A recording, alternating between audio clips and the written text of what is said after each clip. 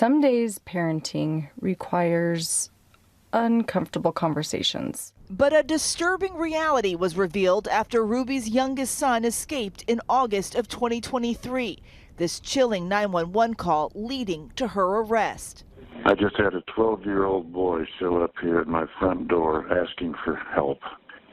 He's emaciated. He's got tape around his legs. My wife, Ruby's sole ambition was to be seen as the perfect mom. Franke's estranged husband, Kevin, and oldest son, Chad, now opening up in a new Hulu docuseries, Devil in the Family, The Fall of Ruby Franke. Hey, true crime besties. Welcome back to an all-new episode of Seriously.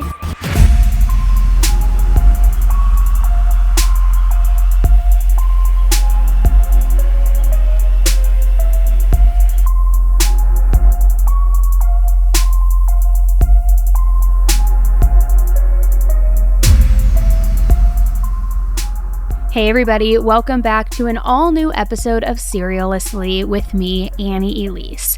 Now, as I'm sure a lot of you probably already know, especially the ones who have been following this case for years now, a new 3-part docuseries titled Devil in the Family, The Fall of Ruby Franke was recently released on Hulu. I also did an episode a couple of weeks back where I did a deep dive into this, where we talked all about, the documentary, still some things that the documentary didn't show, just the overall story of Ruby Franke and Jodie Hildebrandt. And I would say that this documentary wasn't necessarily a look into anything super new or anything revolutionary or groundbreaking.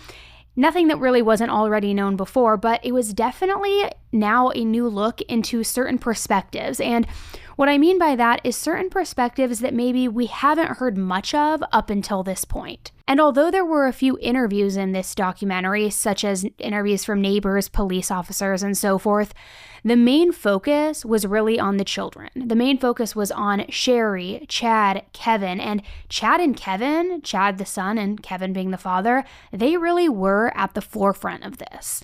Within the first few minutes of the very first episode, we hear a background voice stating that ever since the arrest, Kevin has been trying to clear his name. And when he said that, that really got me thinking, because Kevin Franke is an extremely polarizing topic. We all know this. I think we can all agree on this, especially if you've been following the case. Most people either feel very sorry for him and their hearts are, bleeding for him because they see him as a victim in all of this, and they feel like he was just as much a victim as the children.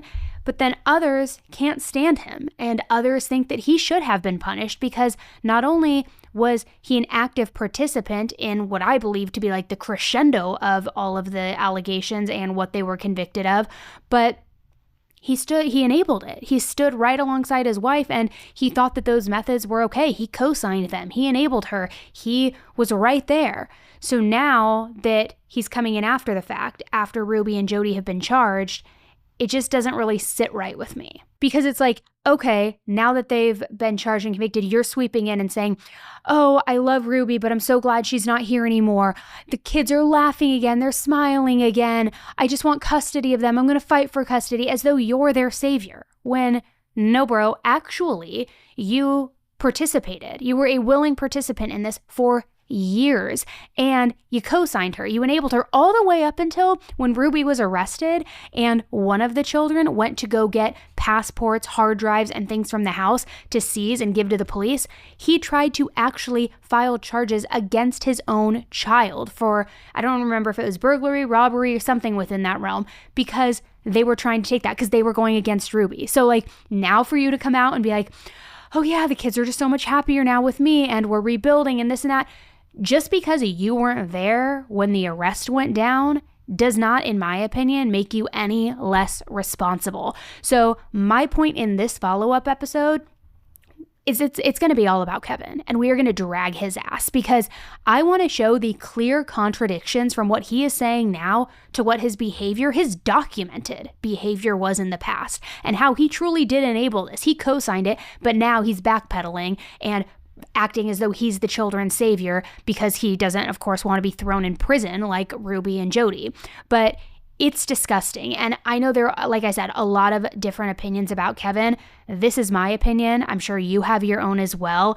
But I want to dive into Kevin a little bit deeper, and I want to talk about all of his questionable life choices. And I also want to talk about his involvement with the 8 Passengers YouTube channel, that channel that Ruby had started that was their rise to fame, millions of dollars, millions of subscribers, all while exploiting their children, humiliating their children, and also then even abusing their children.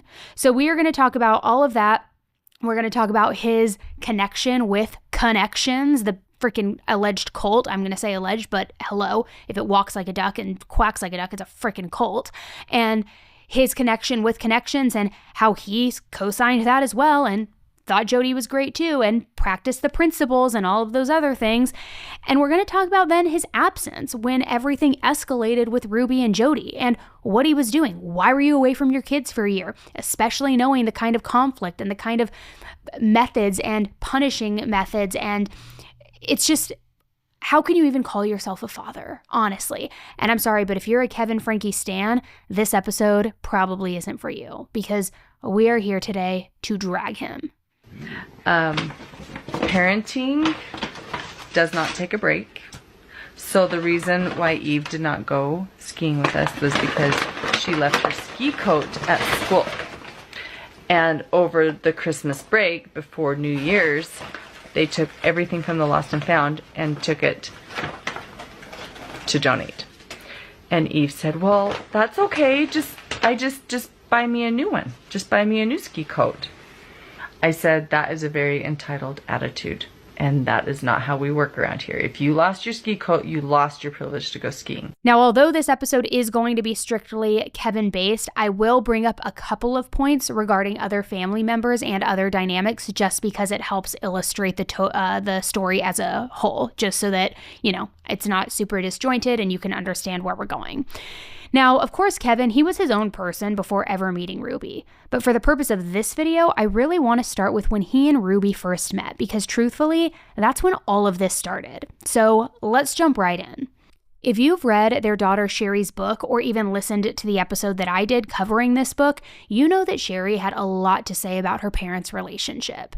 She described that her mother, Ruby, in her opinion, was just way more hyper-focused on finding a man who checked all of the right boxes, all of her personal boxes, rather than actually genuinely looking for true love. She literally had a checklist of all of these things that had to be checked off in order for her to find her potential partner. You know, were they willing to get married? Check. Would they be open to having as many children as she ever dreamed of? Check. Were they close to God? Were they in the LDS faith? Check, check, check. I mean, a literal checks and balances.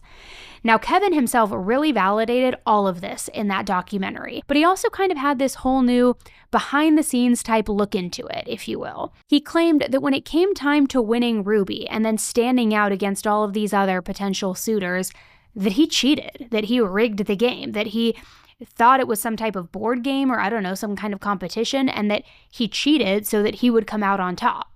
See, apparently Ruby had this handwritten poster that was hidden in her closet, and this poster had columns of all of the different men that she was talking to or the people that she was dating, and their names were all written down horizontally at the top, and then vertically down the side she wrote everything that she was looking for in a husband, just again, all of her check boxes and checks and balances, and then as each man checked off those boxes, she would just fill them in, basically keeping track of who was doing what, which, look, everybody does their own methods, whether you're online dating, whether you're in-person dating, whether you want to have a freaking pros and cons list, a Venn diagram, whatever it is.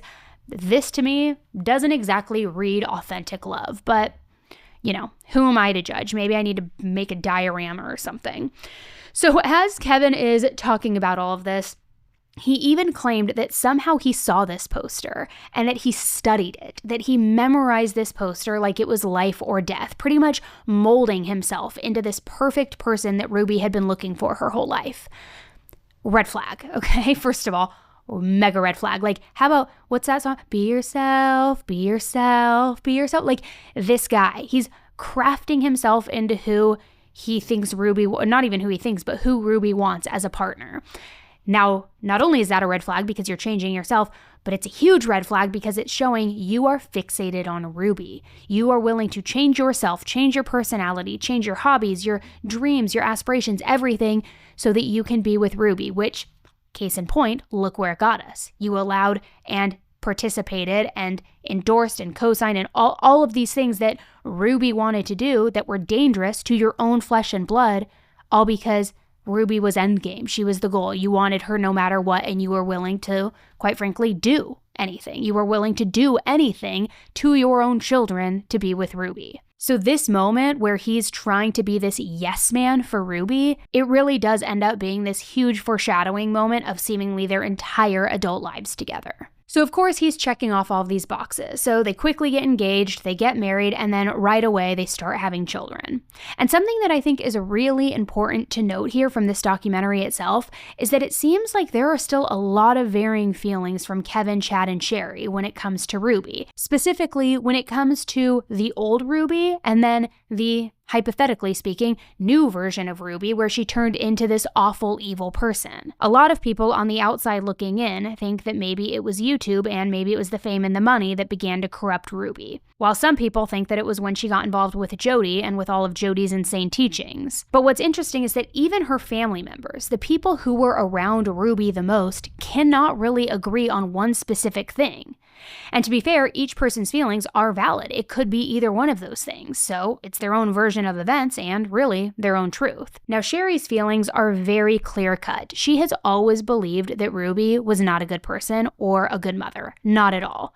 And her earliest memories of Ruby are even of her yelling at her and smacking her. When I was younger, around like 5, 6, like Ruby was really physical, like, you know, whether it was like a slap to the lip or a slap to the cheek. When I would practice the piano, you know, like her hand would slam and like it was really scary. She even specifically said in this documentary that she believes that Jodie only set off the things that were already deeply rooted inside Ruby's heart.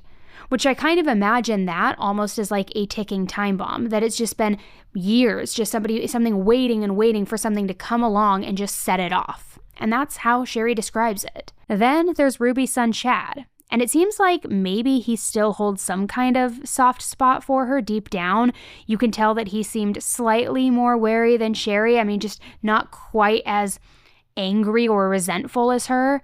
He mentioned in the first episode that Ruby, quote, was always a good mom until she just kinda wasn't, which is clearly very different than from what Sherry had felt. She felt like Ruby was born and bred evil. Now, of course, Chad did get into the rougher times where their relationship was strained, but it seems like he didn't even really start to have those negative feelings toward his mom until her YouTube became a full-time job and really the priority in the home. That took the focus over everything. It was YouTube or nothing, and it's almost as though every decision she made was reliant on what the outcome was going to be with YouTube. So that's when he started feeling like his life was scripted and like he just was never in control of anything. And that's also when he started acting out, both at school and at home. And then lastly, there's good old Kevin, because he's a lot harder to read, as you will see and hear in this video, because it really does seem like he's always choosing his words very carefully, very crafted whenever it comes to, you know, bashing or I guess not bashing Ruby.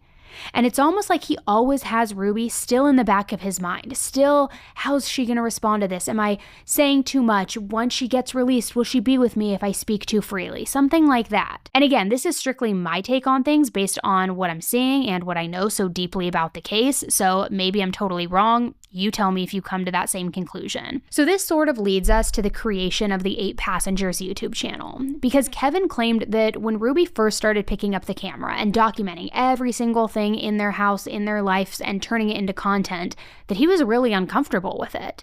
But what's crazy is he wasn't uncomfortable because she was documenting the private moments like a child getting their period or a child being punished or a child having their door ripped off their hinges. No. He wasn't uncomfortable with the children's faces being shown or all of their personal moments and thoughts and behaviors being exploited. He was just uncomfortable because he said it was, quote, awkward for him. Oh, I'm sorry it was awkward for you, Kevin. I'm sorry that it was awkward for you. So Ruby could put on this mask, honestly kind of like a trained actress, where she knew the lines that she wanted everyone in her house to say. She knew where she wanted them to all be standing. She knew how she wanted them to be dressed, how they should act. But Kevin, he said, you know, for me it was difficult because I'm not a natural at that. I'm not able to have that vision, at least not in the way that Ruby was. He says that he would forget his lines, he would forget when he was supposed to interject in conversations and jump in the scene, and that he just couldn't quite figure it out. He says, even the times where I did remember that I needed to jump in the scene and say something, it just sounded too scripted. It sounded fake. It wasn't like a natural flow in the conversation. Yet, he still sat next to Ruby, just smiling for the camera, trying to do whatever it was she wanted. Which again, this just ties back into that poster that was inside Ruby's closet. He knew what she wanted. He molded himself to fit it. No questions asked. He was going to do whatever Ruby wanted. Now, interestingly enough, Kevin admitted during the first episode of this series that after he saw the paychecks that were coming in and that they were increasingly getting bigger and bigger, he just wanted more. He saw green. All he saw was money in his eyes. He just wanted more of that. Now, their first check was only around $85, but month after month, those numbers just started doubling, then tripling, then quadrupling, and then I don't even know what the next word is, but you know what I mean? Just snowballing and just getting bigger and bigger and bigger. And he then says that sometimes they would bring in as much as 6 figures a month. Can you imagine? 6 figures a month. That is what some people don't even earn in a year, yet they were earning that monthly. So at this point, it's like greed just is tunnel vision. And it's like, we don't care about our kids. We don't care about anything. We need to keep churning out this content because now there's no glass ceiling and we can earn as much as we can possibly make by however much content we put out. I haven't decided yet. I'm not in it. We are live. Hi guys. Hi guys. Russell, you just got out of bed. Russell just came out of bed to join us. Russell's supposed to be in bed. Russell. All right, jump up here by Come Daddy. up here. Does it if I flip it like this? No. I don't think so. Okay, well, we'll just make do. So we're almost all here except for Evie. She's asleep. Eve's asleep. I'm not in it. So we're excited to have another live YouTube session. So we're going to just shout out and say hi to a few folks as you hop on. So, hey Lexi, hey Kendra Skinner, welcome to the session. It's a lot of fun. So just like that, he completely changed his tune. And now that he saw the money and the amount of money that they had the potential to earn, he went from being, slightly annoyed that Ruby had a camera out and was documenting every single moment, every single interaction, to now making sure that they always caught every single thing that they could on camera and that they could always interject it into their latest vlog.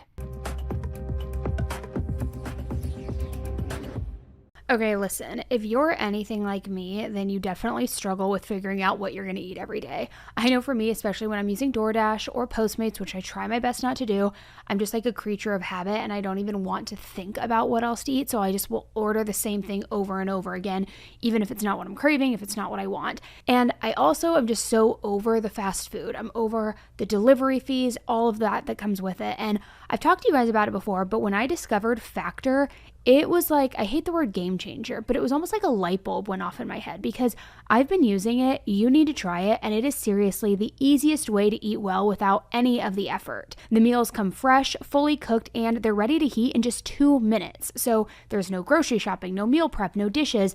It's perfect for busy days when I don't have time to think about food, but I still want something that is actually good for me and not just running to my apps. There are also so many options: Calorie Smart, Protein Plus, Keto, so you can stick to your goals without getting bored. And let me just tell you, okay, the other day while I was here in the office, because I am like stocked here in the office with Factor, their shredded chicken taco bowl, I am obsessed. And their chimichurri salmon, it is like 10 out of 10, so fresh, so good.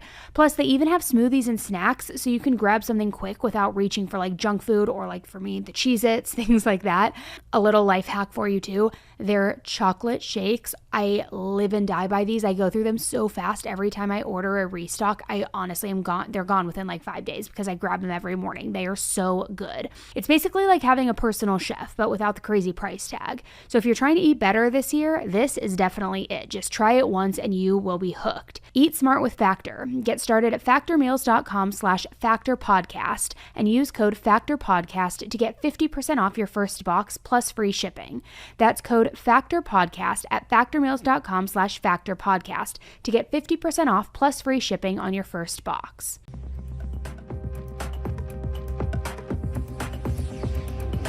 There was another moment in this documentary where I kind of scratched my head almost, because Kevin never says or admits that they shouldn't have exploited their kids online for money. He never really even says that he believes what they were doing was harmful, which it's like, how can you not come to that conclusion at this point unless you are just so beyond it dense that you can't even have a thought that's clear in your mind? But during one of the episodes, he even had the freaking audacity to bring up the fact that if there was anything to do with Chad in the episode, or Chad in the thumbnail or the video title, that would perform better when it came to views. And that is sick, because that tells me that they were watching the analytics, they were gauging the performance, and they knew what child performed better over the other, and then they would cherry pick that child out and exploit them even further, because they knew that that's what the audience wanted. And speaking of Chad, people would all the time, very often, comment how he was so handsome, how people wanted to marry him, how they had a crush on him. And keep in mind, Chad was a minor during all of this at the time, so it is beyond gross and just disgusting. But instead of Ruby or Kevin stepping in and seeing that these comments, this behavior, this fixation and interest on their minor son was gross or predatory, they used that knowledge to their advantage. They used that information to exploit him. In this, Kevin even mentioned that Ruby specifically exploited Chad for views, and the interviewer then chimed in and asked if he felt like he had also exploited Chad in all of this. To which finally he did say, absolutely. Who are you texting? No one. Any girlfriend? No. Whoa. I really like you. I saw you in my dreams last night. I'm telling you, it's not her, it was her brother. Look, go down. She said, I'm so sorry, that was my brother. Did How she? do I go? I saw you in Look, oh my gosh, sorry, that was my brother. What is the nature of your relationship with this individual? I mean, there's like 300 texts in here. Do you like her, or do you just like her? She's a new friend. That is really, really messy. I don't know. I seen him with her, and he likes her. Does she like you back? What I will say is that something about that specific scene didn't exactly sit right with me personally. Maybe it was his tone of voice, maybe it was his facial expressions, I'm not really sure. But to me, he really just did not seem sorry for it. It did not land. It did not seem authentic to me. In my own personal opinion, it sounded very much like he was just kind of admitting like, yeah, absolutely, to almost like a business model or something so topical and surfacey, something that they had followed for years, not something as serious as the exploitation of their own son who was a minor. And this just seemed so different than the solid, open stance that Sherry takes against family vlogging and all of the hard and amazing work that she has been doing to raise awareness about how harmful it is for any family vlogging channel and just how hurtful it is to all of the kids, even pre-Jodie and pre all of her batshit crazy teachings. But in the documentary, Kevin just didn't say much about that topic specifically. And it made me wonder, does he regret it? Does he see what he did was wrong? Does he wish that his children were not left vulnerable and exposed to millions of people on the internet? Okay, so I'm pulling out the camera because Kevin is laughing his head off and he's like, you have to film this story, you have to film it. And I'm like, I'm in too nasty of a mood to film it, but you're saying it's worth filming? Oh, anyone who knows Eve has got to hear this story. Now, in an effort to be as unbiased as possible and give you the full story, both aligned with what I think and not, after this documentary was filmed, Kevin did end up speaking up about his thoughts and opinions on the family vlogging space. And it seems he does have some regrets and also some negative feelings towards it. So that was most recently on February 18th, 2025. I have 3 statements to read. One is my own, and 2 are statements that were prepared and written by 2 of my minor children at their request. And I will be reading them verbatim to you. I'd like to also clarify that these statements went through the process of approval in the juvenile court, and the judge agreed that these statements could and should be read to this committee. My name is Kevin Franke. I am the father of Sherry Franke and the former husband of Ruby Franke. I am a former family vlogger who is intimately familiar with the world of family content creation on social media. I have my own story and journey to share when I'm ready, but obviously now is neither the time nor the place to do that. Today, I want to be direct and clear. Vlogging my family, putting my children into public social media was wrong, and I regret it every day. Children cannot give informed consent to be filmed on social media, period. If we as adults cannot understand the emotional and psychological impacts of sharing our lives to millions of strangers online, how can we expect our children to understand them? Few, if any, legal protections currently exist for those children, and I believe it's time to change that. I support Representative Owens' bill, and I believe it to be a great first step towards protecting child influencers here in the state of Utah. And there is much more to do in the future. Now, that video alone is probably going to have a lot of different opinions, and I'm honestly curious to know your thoughts on this. Do you feel like it was too little too late, or that he's only sorry because he's been caught? Do you think that he is now trying to save face because he knows that the public probably is not going to receive what he was peddling before so warmly? Or do you stand more on the side of better late than never? Like, I'm glad he finally figured it out. We're all capable of growing. We're all capable of educating ourselves on topics that maybe we once in the past felt strongly about.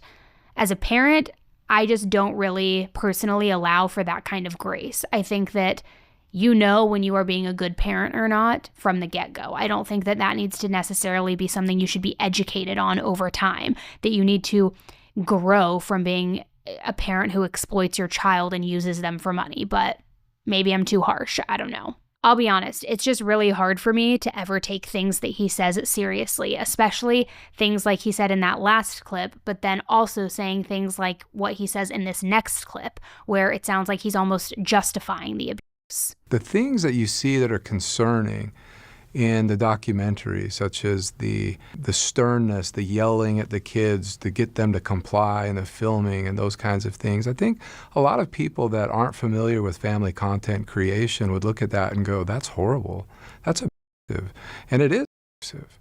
But what I want people to understand is that was not unique to our family.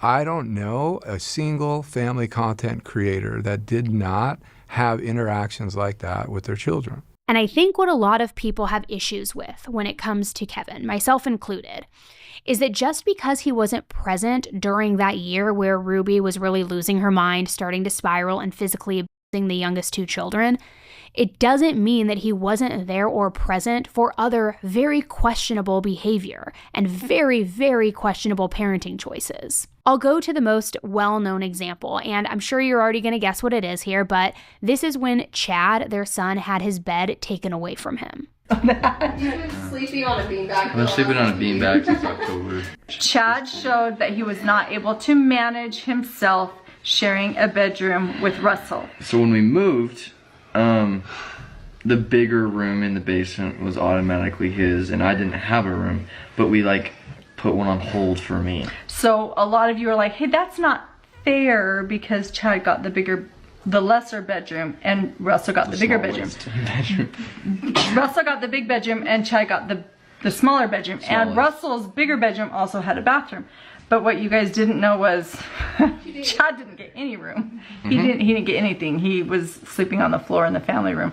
And he just got the bedroom back, and it's because he's shown up consistently without bullying the kids. Here's another example. When their youngest daughter would continuously go hungry at school because she would forget to pack her own lunch. As a reminder, a 6-year-old child.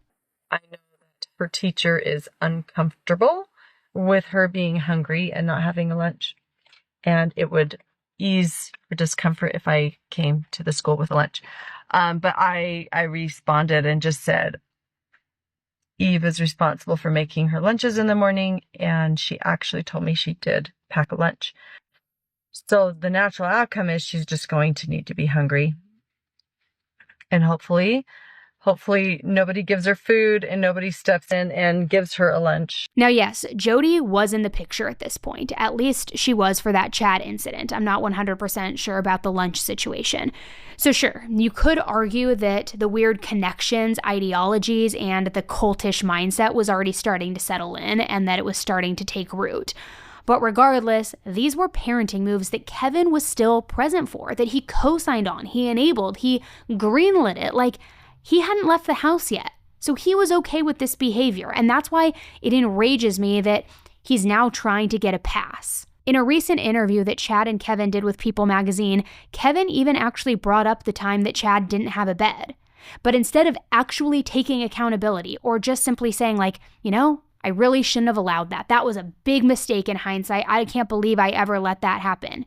He just blamed the entire thing on Jodie. As far as the things like sleeping on a beanbag, removing Chad from sports teams and things, all of those directives came from Jodie, the licensed mental health counselor. I definitely voiced my opposition and concern, and it was always flipped back onto me of saying, well, you know, this is why your children are disobedient. This is why you're having problems with your children, because you just enable them all the time.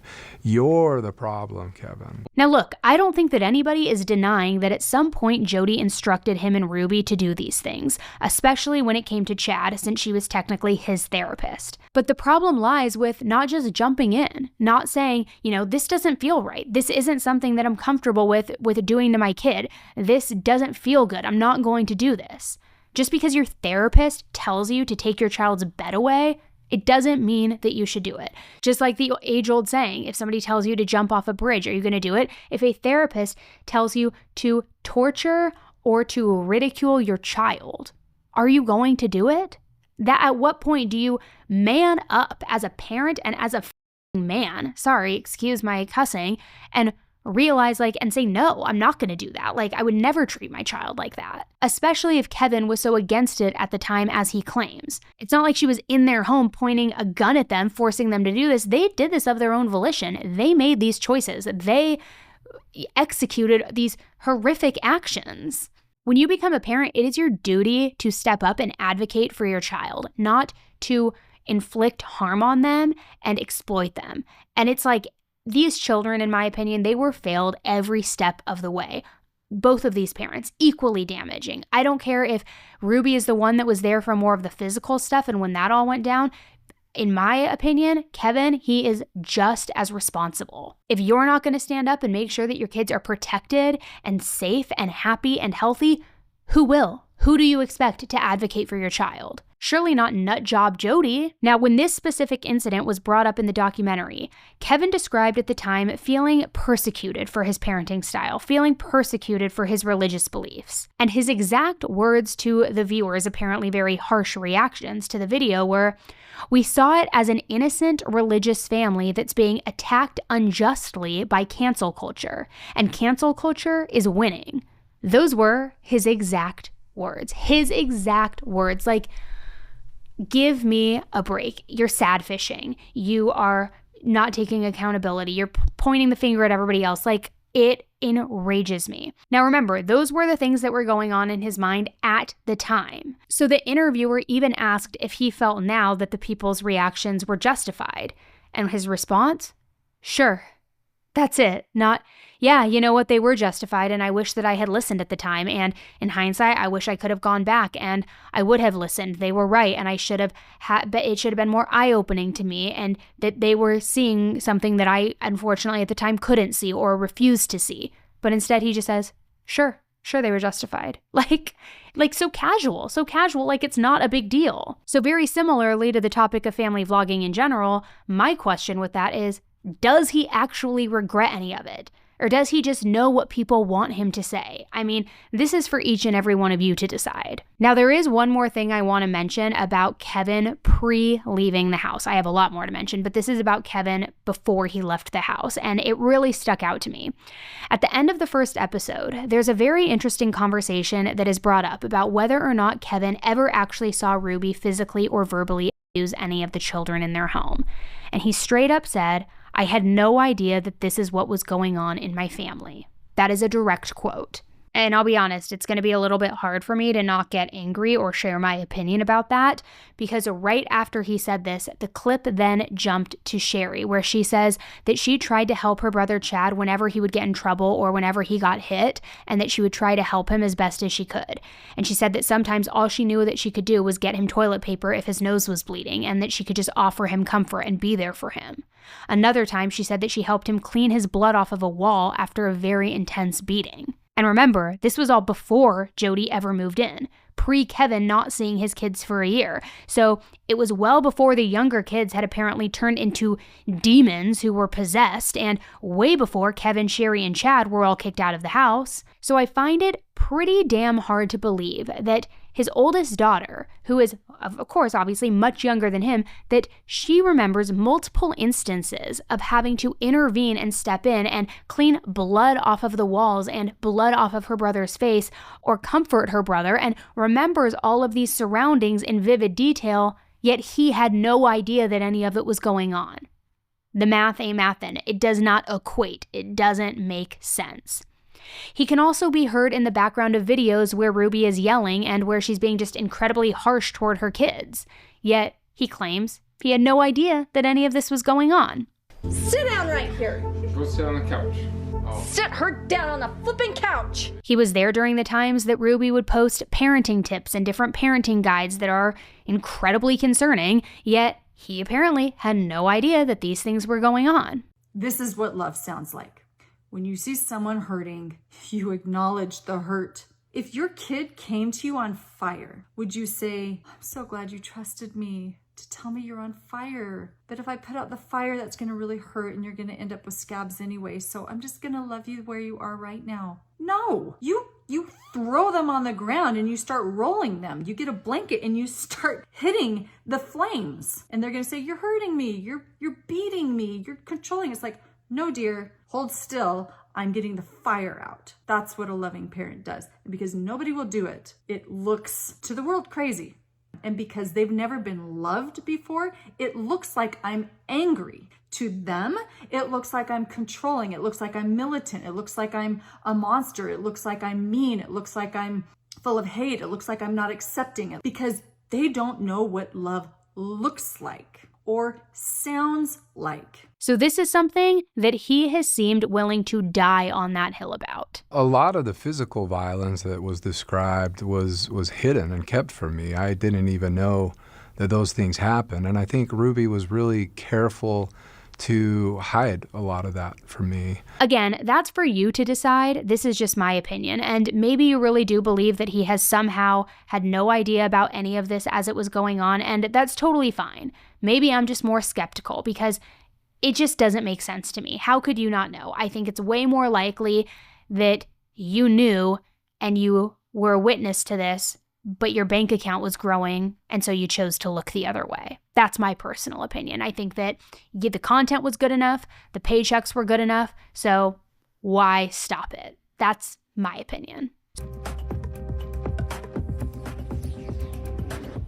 All right, I have to put you on to my latest obsession, and maybe not latest because I think I've talked to you guys about it before, but you know I am obsessed with mobile games, with decompressing, with all of those things, and June's Journey is like my jam.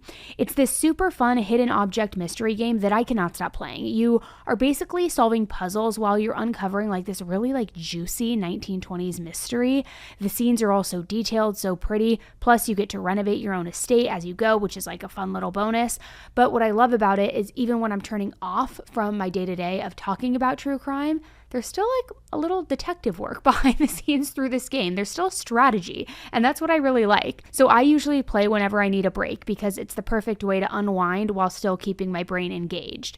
And the best part, there is always something new happening with different events, different challenges. It just keeps things interesting. You can even team up with others for competitions if you want. So seriously, if you love a good mystery or if you just need a fun way to relax, you have to try June's Journey. It's free to download, so just click the link in the description and check it out for yourself. Again, that is June's Journey.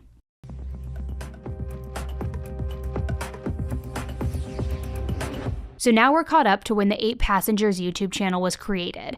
But I want to get us to when Jodie became more heavily involved in the Franke family dynamic, because the documentary and even the interviews that Kevin did within this documentary really start to point to this huge shift, describing it as almost a pre and post cancellation for that Chad video. And instead of taking constructive criticism or feedback from their viewers after a lot of people saw this huge issue with how Chad was being treated, they just kind of doubled down on all of this. They treated this criticism as people who just didn't understand, who didn't agree with their parenting methods, and who just didn't understand that this was the right approach, although it was super harsh. Kevin included. There's so many culturalisms today that are being just promoted and celebrated and taught from the highest towers in every part of the land. And some of these parenting isms, these culturalisms that have contaminated parenting are things like beliefs that it's my job to make my kids happy. Give them a magical childhood. It's my job to give my child a magical childhood. It's my job to make my children smile and laugh. It's my job to make my children successful. It's my job to prevent my children from having pain, right? All of these, they all come from the same place. And it all comes from this belief, this distorted belief that I can measure my worth as an individual by how I parent. And I can judge how good of a parent I am by how my children turn out. And there is not a greater untruth than that. That leads to so much pain. That leads to so much resentment on the part of the parent to the child and the part of the child to the parent.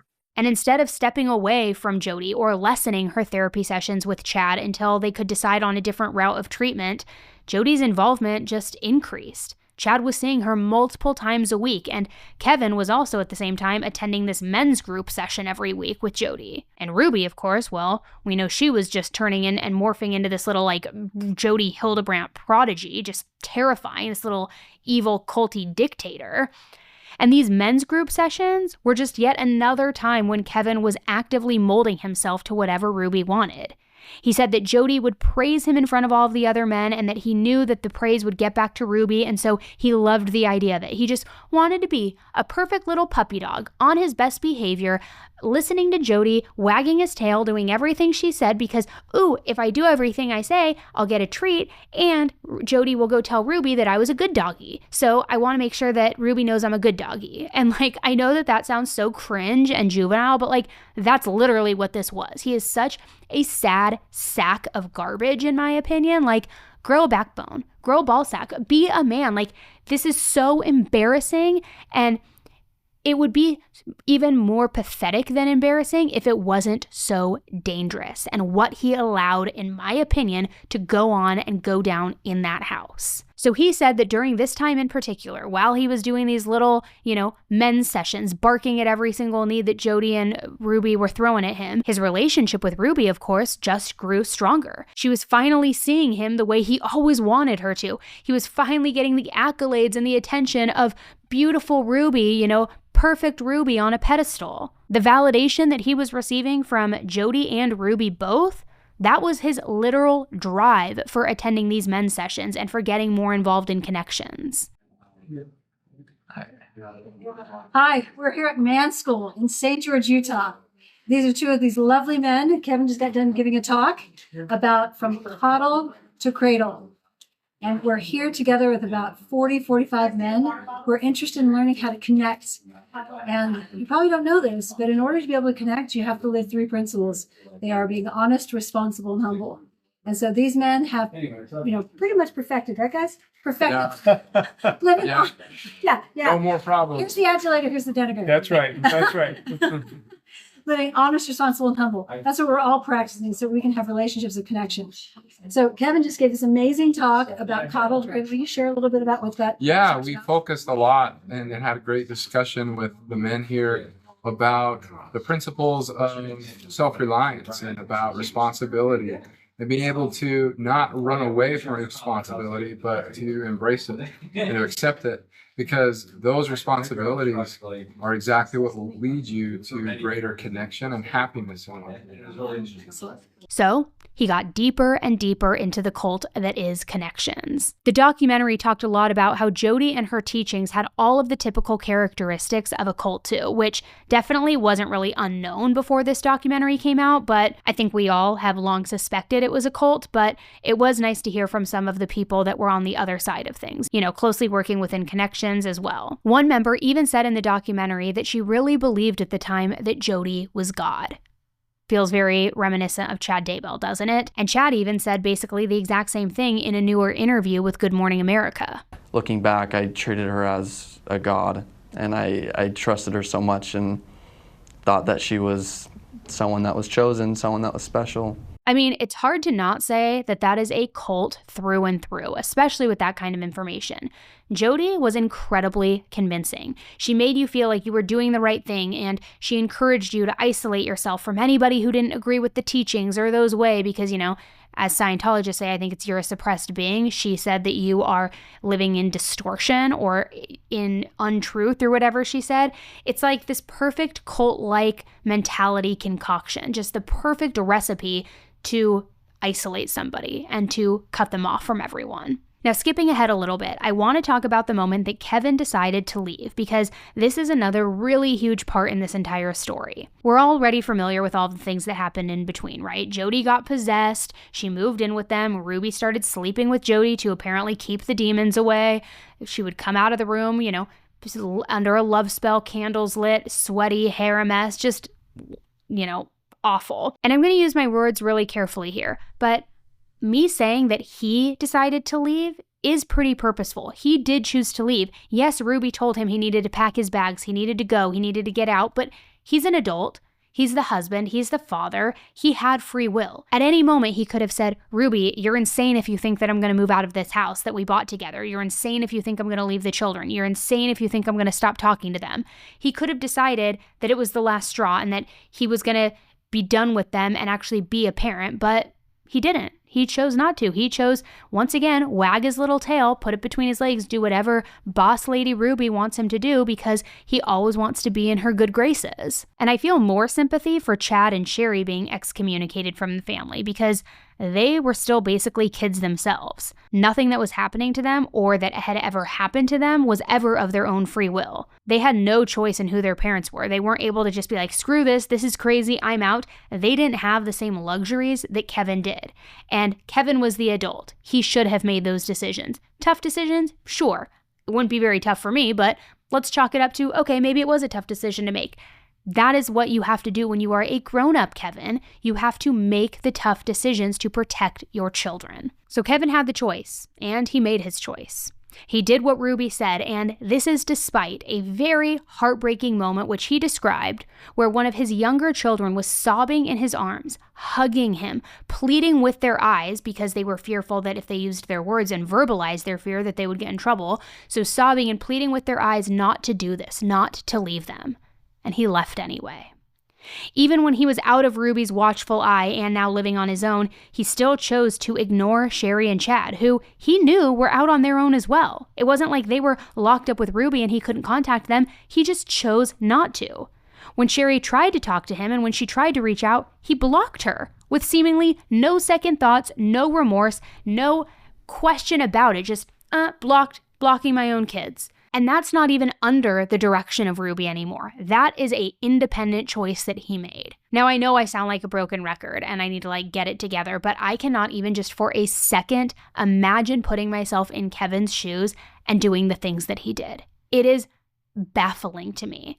And I'm not the most perfect person in the world. Trust me, I'm not. But the idea of blocking one of my children when they're trying to get in touch with me and not talk to them, not reach out, not make sure they're okay, it makes me sick to my stomach. His children were excommunicated from their family, alone in the world, lost, scared, trying to figure out who loved them, who cared about them, who was there to help them, and he blocked her. It makes me sick. So Kevin mentioned in the documentary that even though he was sad about this, and even though he didn't, quote, love the idea of it, He did it because he was terrified of Ruby asking for a divorce.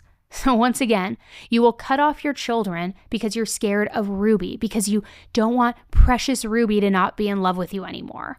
It's like you are the biggest twerpy, nothing bag of just garbage in the world. Like, again, I've said it before, grow a backbone. Like, you're so embarrassing. It's so embarrassing and pathetic. He just completely put his trust in Ruby and Jodie. And those are words that have come from his own deadbeat mouth. How could you have left your family? The bottom line is that I was choosing to trust a licensed professional mental health counselor and my wife, and they gave some terrible counsel. Again, molding himself to who Ruby wanted him to be. She didn't want him to be the husband who questioned her authority or undermined her rules and her boundaries. She didn't want him to have his own feelings or opinions on how they parented, how they shared their children. She wanted a husband who obeyed her. So he just did that. He became that. Now, obviously, I think it's clear where my feelings lie with all of this, but I am trying to be as fair as possible. So there was a moment in the documentary that Kevin did admit that he does feel guilty for leaving his kids behind like that, because he knows that he was, as in his words, he said, quote, their last line of defense. Which, am I glad that he admitted to that and hopefully truly does feel that way? Of course. Does that kind of seem like the bare minimum in the grand scheme of things when you find out that you could have avoided and saved your children from being literally starved, duct taped, and chained to walls because they were, quote, demons in your wife's eyes?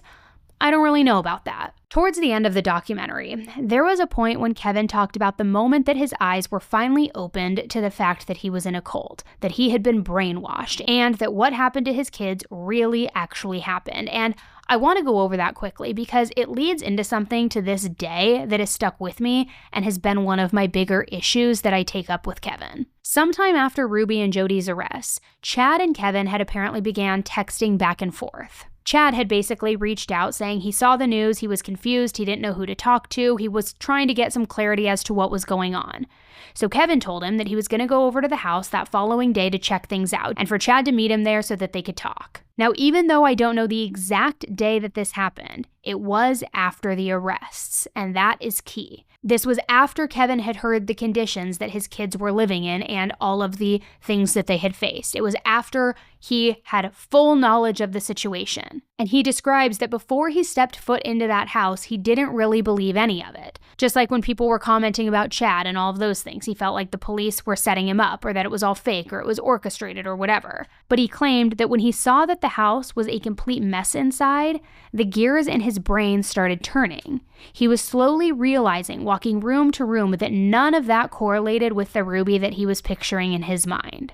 Then one of the neighbors, a couple that they had come to know and like since living in that neighborhood, they came over. And they ended up staying up with Kevin for 6 hours, answering any and all of his questions, just giving him all of the details. So at this point, it's like he's armed with information from the neighbors, he's seeing the house, he's hearing from the police different things.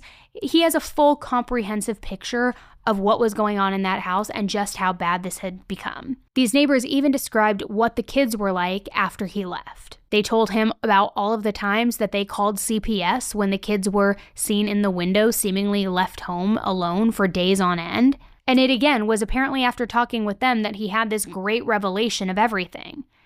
However, let's not forget what happened 2 days after Ruby's arrest. Because Sherry had gone back into the home and she had taken a bunch of electronics. She took passports, electronics, but when Kevin found out about this, he tried to have Sherry arrested for burglary. According to the incident report, Sherry had taken 3 tablets, 3 cell phones, 3 cameras, written journals from the family members, and 3 passports. Now, I've always held the belief that Sherry was probably doing this to protect her siblings. I truly believe that. She is the only one who has denounced what Ruby has done from basically the get-go. So I think that she was probably terrified that Kevin hadn't changed and that she knew deep down that he would probably do whatever it took to protect Ruby, hiding these tablets, hiding the hard drives, hiding passports, whatever it may be.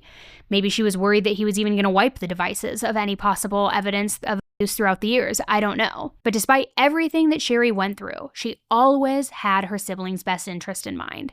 And at the end of the day, all she wanted to do was prove that they were never truly safe in Ruby's care. Kevin, on the other hand, had only proved to her time and time again that he would follow Ruby's requests no matter what they were, no questions asked. It was Ruby, Ruby, Ruby. So Sherry did end up having to return all of that property, but no charges were ever brought against her. Which good, there shouldn't have been charges. He never should have tried to have her arrested for burglary.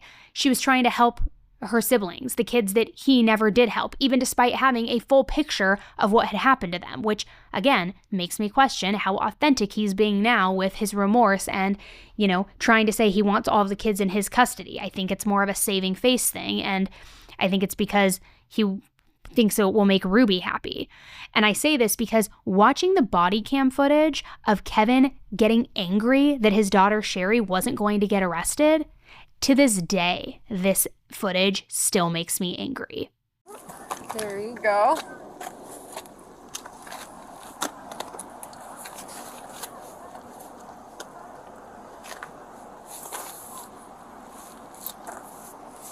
Is it all there? Yes. Now, explain to me again why this was not robbery. Because it's a civil issue. You guys are family. She's been in the house before. You haven't been in the house in a year.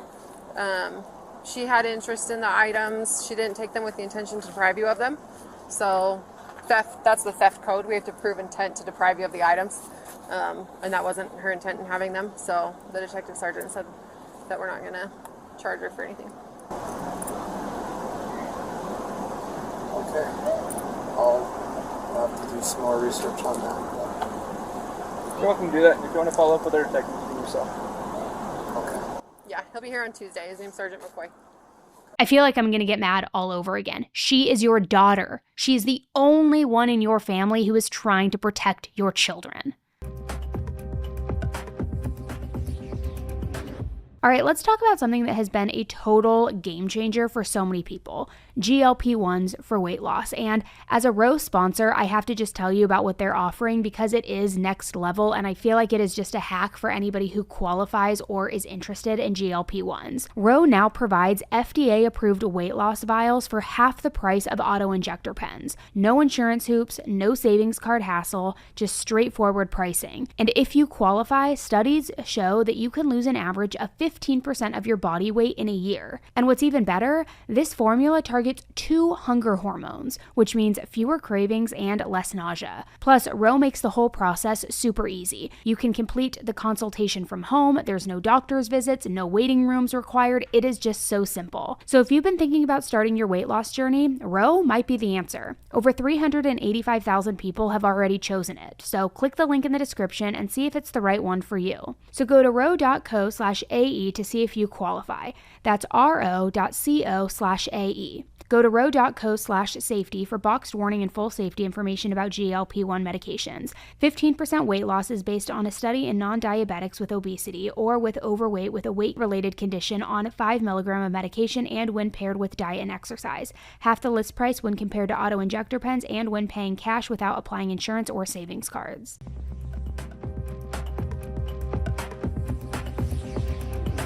So my biggest unanswered question is that I really am curious when this, no pun intended, when this come to Jesus moment happened for Kevin. Because if he's claiming the day after the arrest that he realized his wrongdoings, but then the following day he was still actively trying to protect Ruby and was yet again choosing her over his own children, then I'm calling bullshit. I'm calling bullshit on the entire story. Or maybe the incident with Sherry happened and then a day or two later, Kevin had this come to Jesus moment and realized all of his wrongdoings. I don't really know. It would make a lot more sense, I guess, if that were the timeline, but it's of course not something that is being talked about or publicized. But it's something that's been stuck in my mind for the last year or so, and it isn't leaving anytime soon. Regardless of the timeline, though, this specific incident has always been a massive red flag to me because it is such a raw moment that clearly shows Kevin's feelings post-arrest. No matter what day it ended up being, it doesn't matter to me. It's post-arrest, and you are still choosing Ruby over your children. It's also a moment when all of those excuses of not knowing what was going on in the house, not knowing how they were being treated, not knowing what was going on while you were out of the house for a year, all those excuses evaporate in my mind because now you do know. You do know what was going on, and you're still choosing the wrong road ahead. You're still choosing to protect Ruby. So there's not a whole lot for him to lean back on. He was made aware in graphic detail of why Ruby was arrested and why he couldn't just pick up the kids and go home. But he was still seemingly protecting her, even when he was told that his son was found emaciated. He still was protecting her. The contrast in general between Sherry and Kevin is one that has to be noted, because Sherry didn't care what crap Jodie was spitting and spewing. She didn't care that Ruby told her not to contact any of her family members. She was working with the neighbors constantly just to get an idea of how her siblings were doing. She was calling CPS time and time again. She was trying to get in contact with both Kevin, with Chad, hoping that they would feel the same way that she felt, that they needed to intervene and help the rest of the kids. But she was blocked by her own dad. She was in the exact same situation that Kevin had been. She had been just as involved with Ruby and Jodie. Jodie was her therapist at one time too. None of that mattered though. She knew the difference between right and wrong, and she loved her siblings so much that she didn't care who got pissed off in the process. She was going to do the right thing. And I'm not at all saying that Kevin doesn't love his children, but why was it possible for Sherry to do all of this and not Kevin? I think maybe he does love them in some ass-backwards way, but I think he loves Ruby more. 100% I think that. And that is, arguably, if he loves his children authentically and genuinely at all. Kevin has even felt the need to comment on people's criticism, but it still doesn't really answer my question. I think it's relatively easy for somebody out there who's, armchairing this and looking at this experience going, well, why didn't he just do that? I would have done that. If, it was day number 1 and Jodie came to me and said, yeah, you're selfish. You need to go into separation and repent. I would have told her to take a hike. Yeah. I would have been like, you're crazy. And I did. I did say that in the first time I was introduced to Jodie's program.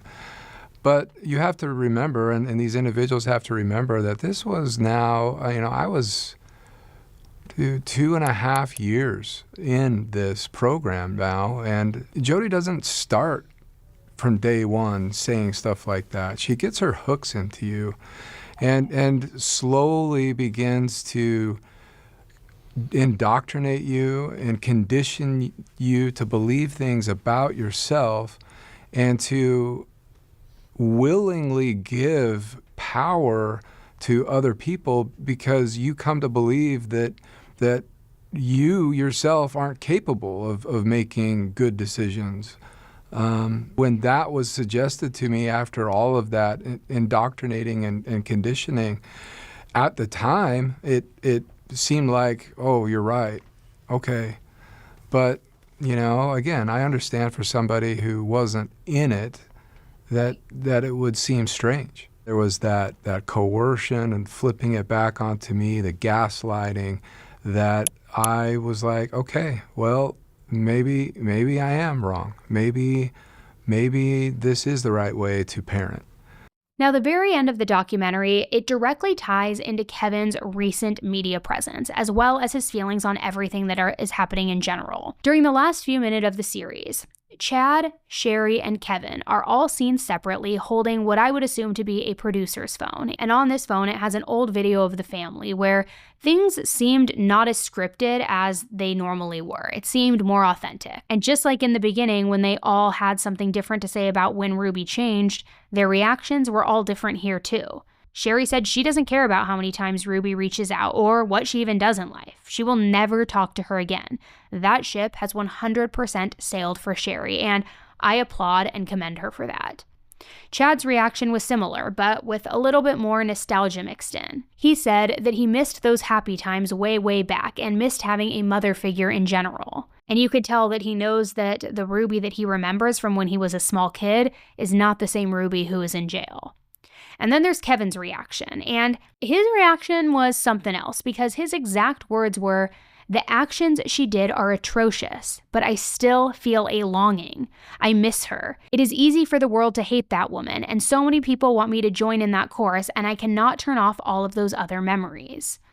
Which I could lie to you and say I'm surprised, and I can't believe he said something like that and had the audacity to say that, but I'm really not surprised. It really doesn't shock me. He has 100% stood on still loving Ruby. Allegedly, though, not agreeing with her or the things that she's done, but still loving her. And I have regrets, and I wish that I hadn't done those things. Do you still love her?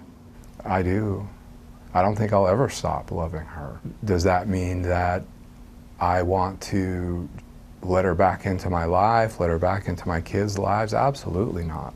And I'm honestly glad that Kevin brought that up, because a lot of people have this conspiracy theory that this is all just for show. People are questioning whether or not Kevin is actually being truthful when he says he doesn't want Ruby back in his life or his kids' lives. And for the sake of those poor kids, I really hope and pray to literally whatever higher power is listening that he is telling the truth, and that if she is released, he will not allow her back in their lives. Because remember, her sentence could be as little as 4 years. It hasn't been determined yet.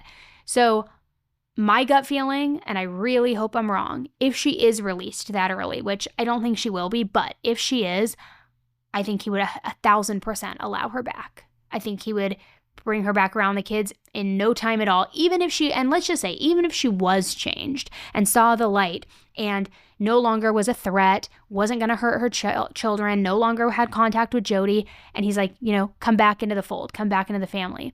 I think he would do that despite whatever post-traumatic stress that inflicted or caused his children. Surely to be closely involved with her again or living under the same roof as her would be traumatic and scary, but I don't think he would even give that a second thought. I don't think he would care, because if Ruby wants to be back in the house, Ruby's going to be back in the house, and he wants to do whatever he can to make her happy. Like I've mentioned in my other videos and other episodes covering the most recent updates with this case, Sherry wrote in her book that she is working on her relationship with her dad, Kevin. And I just hope for her sake that continuing her relationship with him is her moving forward and healing her, not holding her back, not trying to cater to what he needs, especially since their truths are just so much different from one another. When I was younger, around like 5, 6, like Ruby was really physical. Like, whether it was like a slap to the lip or a slap to the cheek. When I would practice the piano, like her hand would slam, and like it was really scary. Choosing to trust a licensed professional mental health counselor and my wife, and they gave some terrible counsel. And I have regrets, and I wish that I hadn't done those things. Do you still love her? I do. I don't think I'll ever stop loving her. Does that mean that I want to let her back into my life, let her back into my kids' lives? Absolutely not. Both Ruby and Jodie pleaded guilty to 4 counts of child abuse against Ruby's 2 youngest children and could serve up to 30 years in prison. Kevin recently speaking at a Utah State House hearing advocating for child protections around family vlogging, reading a letter from his 11-year-old daughter. I feel like my mom used me for money. What do you want people to know? There is real danger. I mean, I guess smacking and slapping a 6-year-old and that being considered criminal, I guess it just really depends on the person you ask as far as Kevin is concerned. I thought it was black and white, but apparently not to him. How do you make sense of all this? Of what's happened to you all?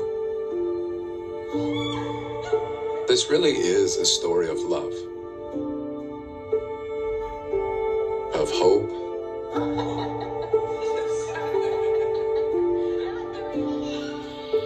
of family. I'm sorry, a story of love? A story of hope? Are you out of your mind? What are you even talking about? This is not a story of love. This is nothing even coming close to a story of love. And I'm honestly just curious to hear where you guys stand on everything. Do you think that having to live with his choices is punishment enough for Kevin? Or are you somebody who feels like Kevin just got away with way too much, that he hasn't taken a shred of accountability and that he hasn't had any repercussions for his role that he played in all of this? Some people have been quick to forgive, but some of us just aren't so sure yet, myself included here. I think that this is all performative. That is what my gut tells me. I hope I'm wrong, but I don't believe this is genuine, because his whole track record has a history of showing him choosing Ruby over everybody else, him being performative, him making these choices, being complicit, co-signing, endorsing it, enabling it. I think now he's just scared because it's public. It's out there. He doesn't want the public backlash, and he doesn't want to be like tied in with Ruby and Jodie because obviously they're so hated by the world. What do you think? I don't know. Are we in agreement on this, or am I like on my own island over here just being like, this guy's the scum of the earth and still needs to grow a sack of balls? I don't know. Let me know what you guys think. If there are any more updates in this case, I will be sure to keep you updated, but after my last episode, I had to come on here and do this because I saw there were a lot of you in the comments who have a very similar mentality about this whole situation like me when it comes to Kevin. And so I felt, he deserves his own episode. We got to really show all the inconsistencies and really outline it. What was his role, even though now he's trying to pretend that he wasn't involved and that, he didn't know what was going on. Like, no, bro, I'm going to call your bluff and I'm going to put it out there and I'm going to show everybody you did know. You were complicit. You co-signed it, and like, you're gross. So I don't know. Let me know what you guys think. Thank you so much for tuning in to another episode of Seriously with me. I will be back with you very, very soon with a brand new episode. If you're not following the podcast yet, make sure you take 2 seconds to do that so you don't miss these updates as I drop them. And if you are watching this on YouTube, take a second, subscribe to the YouTube channel. That way you will not miss the video version of these updates. All right, thank you guys so much for tuning in. Until the next one, say it with me. Don't join a cult. Be nice. Don't kill people. And definitely, definitely, definitely do not join connections. All right, guys. Thanks so much. Bye.